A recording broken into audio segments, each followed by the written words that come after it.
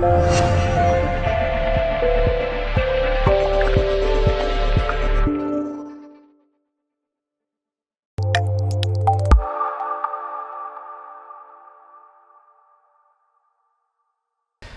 Jim, another dramatic night under the floodlights here at Edgeley Park. It was a fantastic occasion and a great win as well.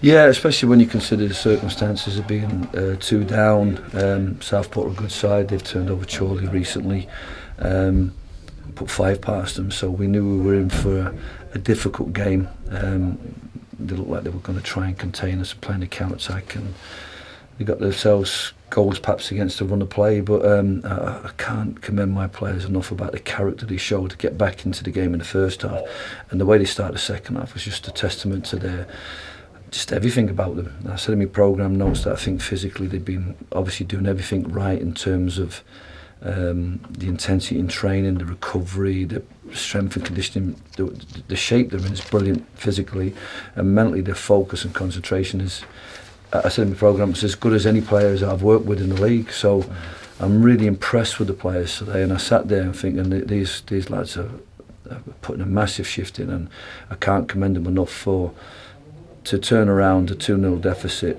to a 3-2 win in such circumstances is a great testament to the professionalism.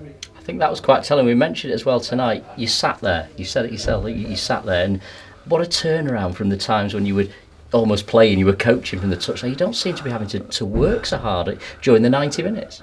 No, maybe I am still working hard. I'm hoarse from trying to help the lads through. There's a couple of our players that just, I think Sam Minhan and Matty Woburn talked about the penny dropping and sort of buying into. I think we've still got a couple of lads just figuring it out, and if they buy into what we're doing and they buy into the decision making and why we're doing things in the way we're doing, I think then you really get a change in culture in players. And I still did plenty of work. Perhaps you were so engrossed in the entertainment that you never noticed that. I think anybody sitting near me knows that I was still as vocal as ever. There was times when we needed to change shape in the first half. I thought we weren't really imposing ourselves on their back four or competing very well in midfield, so we had to change shape to do that. But I thought we were excellent value for the win, and really, really pleasing result. It's very hard on a night like this to single out individuals, but the Man of the Match award went to Darren Stevenson, and goodness me, I can see why. Yeah, I think he's come off, and he's the only one in the perceived exertion rate to give him the 10. I mean, he's just put a massive shift in tonight. I think he was a bright spark from first minute to when he came off. I didn't want to come off, but I was conscious that he just got cramp and he was still going. But an awesome performance from him, and there was so many. I mean, but Darren, that doesn't surprise you with Darren at the moment, because the way he played on Saturday, he could have easily got man of the match. And I'm really pleased for him that he got another goal. That kind of early low cross, and he's there again, just buying into what we're doing, and it was nice for him, because I think he deserved the goal for them efforts, and deserved man of the match. If I was a centre half playing in that game, I'd love Keighren and Sam Walker at the moment, because they do a massive job in front of the back four. And where do you stop in terms of giving out the tributes to these players, because there was a lot of massive performances, and when you're 2-0 down, you need players to just grow and bring the game to the opposition and go about your business in a really good way, and we had so many tonight that did that. You talked earlier as well about mental strength, and I thought at 2-0 nobody panicked, there was no alarm bells ringing, because it looked as though they felt they were still in control of the game and still in a strong position, and of course it proved to be the case. Yeah, I think we've seen that in previous games, where perhaps we've gone behind, and we've come back to, or somebody scored and we responded really well. I think that on the balance of the game, we perhaps were like a little bit, not stunned, but we're probably a bit surprised to be 2-0 down, because the way the threat we contained was there. And I think listening to a couple of lads and what the comments they made to Dave, that they felt that even at 2-0 down, they felt they could win the game. So they were obviously very confident in their own abilities, and they felt very confident in the way the game was flowing, and the opposition that we're up against, that they would get themselves goals and they would get back in the game. And it was really important that we got the first goal, because you want to go in at half time just one goal different, and then the opposition are trying to manage the game, but we tore into them second half and got the lead, and I think they struggled to cope with what we did at the start of the second half. And once we got the lead, I think they're really clutching at straws in terms of what to do to get back into the game. The county fans were brilliant tonight, not only in terms of supporting your team, but also their reaction to some of the, I don't know, gamesmanship that you had to put up with tonight. Were you irritated at any stage by any of that? No, it doesn't surprise me. You know, we've had teams. I mean, you know, my principles. We don't try and keep the ball in the corner. We don't do any of that nonsense. I mean, and when you've got a drop ball and you kick it out to a corner, I mean, I just, it beggars to believe, because you know at some point I'm going to leave the game. And everybody leaves the game, and you want to say that you've done things right, you've played the game in the right spirit, you've gone about your business in the right way, and you've whatever your legacy is to your players who are going to carry on your mantle in terms of their principles and their philosophies. You want to give them all the good habits, and I think we're doing that. I'm not going to reflect too much on what they do. That's their call. But it makes it all the more satisfying when you come back and you score and you go on and win a game like that, when people conduct themselves in such ways. But I can understand because people think that's game management and that's the way to do things, but it's not our way, and I'm really proud not just of the way we're playing, but also of our principles. We're by far ahead in the Fair Play League in terms of the way we go about, I think. And what's really beautiful about tonight is that the winning goal comes from us punishing them for foul play. What do you make of the jumping up and down in front of your goalkeeper for the first goal as well? Ben Hinchliffe's view of, as he was setting his wall up, was obviously obscured, wasn't it?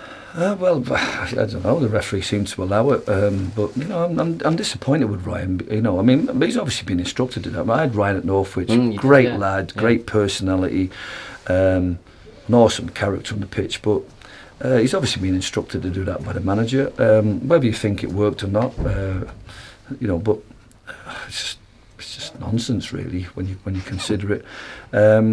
If they claim some credit that affected Ben for the goal, then they probably feel some justification. But I think if you need to do that to win games, then you really are struggling. Back to the FA Trophy this weekend. What's your view of the trophy now, particularly now that this chase for automatic promotion for the title, of course, is hotting up? Is that getting in the way, or do you not see it like that? Well, we've never seen it that way at all. It's a tough one, because it concerns you when you've got to go to Boston on a Tuesday night, or what happened in the FA Cup, we've got to go to Spennymoor or Blythe and all these clubs on a Tuesday night. And so there is a cost to our progress in that competition. But the way the lads are at the moment, they all want to be playing and they all want to be winning games. I mean, what was great about the last leg is that we wanted to say, well, you know, we're on a great run of form at this level, and we're obviously shown what we're all about this level, and it's nice to play against a team that got promoted last year and were in the top 6 of the national. So and to go there and put 4 past them and win the game just is a great testament. I mean, they didn't weaken their side. That was their team that had won the last 2 games in the national. Mason's a different prospect, and it's a difficult one, because we just take one game at a time, and I don't think anybody's going to complain if we have more games to play.